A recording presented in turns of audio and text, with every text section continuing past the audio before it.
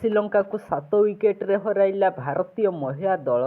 ତେବେ ସୂଚନା ଅନୁସାରେ ବିଶାଖାପାଟଣାରେ ଶୁକ୍ରବାର ଖେଳାଯାଇଥିବା ଶ୍ରୀଲଙ୍କା ବିପକ୍ଷ ତୃତୀୟ ଟି-20ରେ ଭାରତୀୟ ମହିଳା ଦଳ 7 ୱିକେଟରେ ବିଜୟ ହାସଲ କରିଛି। ଏହି ବିଜୟ ସହ ଭାରତ ସିରିଜର 3-0ରେ ଆଗୁଆ ରହି ସିରିଜ ହାତେଇଛି। ଏହି ମ୍ୟାଚରେ ଭାରତ ଟସ୍ ଜିତି ପ୍ରଥମେ ବୋଲିଂ କରିବାକୁ ନିଷ୍ପତ୍ତି ନେଇଥିଲା। ପ୍ରଥମେ ବ୍ୟାଟିଂ କରି ଶ୍ରୀଲଙ୍କା ମାତ୍ର 112 ରନ୍ କରିଥିଲା। ଦଳ ପକ୍ଷରୁ ହର୍ଷିତା ସମର ବିକ୍ରାମ 33 ରନ୍ ଓ ଚମରୀ ଅଥପତୁ 31 ରନ୍ କରିଥିଲେ। ଭାରତ ପକ୍ଷରୁ ବୈଷ୍ଣବୀ ଶର୍ମା ଓ ଶ୍ରୀଚରଣୀ 2ଟି ଲେଖାଏଁ ୱିକେଟ୍ ନେଇଥିଲେ। ଏହାର ଜବାବରେ ଟିମ୍ ଇଣ୍ଡିଆ 14ତମ ଓଭରରେ ଏହି ଲକ୍ଷ୍ୟ ହାସଲ କରିଥିଲା। ଶେଫାଳି ବର୍ମା ମାତ୍ର 24 ବଲ୍ରେ ଅର୍ଦ୍ଧଶତକ ହାସଲ କରି ଶ୍ରୀଲଙ୍କାର ଆଶାକୁ ଧୂଳିସାତ୍ କରିଥିଲେ। ଶେଫାଳି ବର୍ମା 42 ବଲ୍ରେ 79 ରନ୍ ଅପରାଜିତ ଇନିଂସ ଖେଳିଥିଲେ।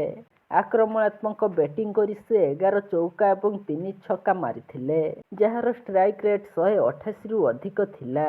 ଅଧିନାୟିକା ହରମନପ୍ରୀତ କୌର ଅପରାଜିତ 21 ରନ୍ କରିଥିଲେ, କିନ୍ତୁ ସ୍ମୃତି ବନ୍ଧନା ବିଫଳ ହୋଇଥିଲେ।